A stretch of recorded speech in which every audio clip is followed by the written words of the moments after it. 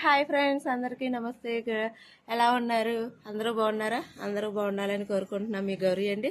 అలాగే ఇంకో చిట్కాతో మొన్న మీకు మధుమేహం అంటే షుగర్కి సంబంధించింది మీకు బెండకాయ గురించి చెప్పాను కదా. అలాగే ఇంకో చిట్కా, ఇవి కాకరకాయ అంటారు చూసారా.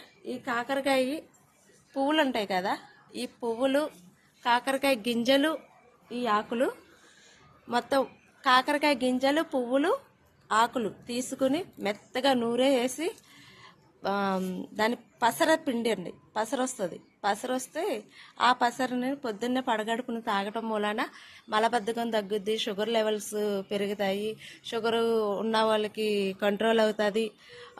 ఇంకా దీనివల్ల కాళ్ళు చేతులు లాగటం తగ్గుతుంది. చాలా అంటే చాలా బెనిఫిట్ ఫ్రెండ్స్. ఇన్ని రోజుల నుంచి చిట్కా చెప్పట్లేదని ఏమీ అనుకోవద్దు, నేను కొంచెం బిజీగా ఉండటం మూలాన చేయలేకపోయాను. Bye friends.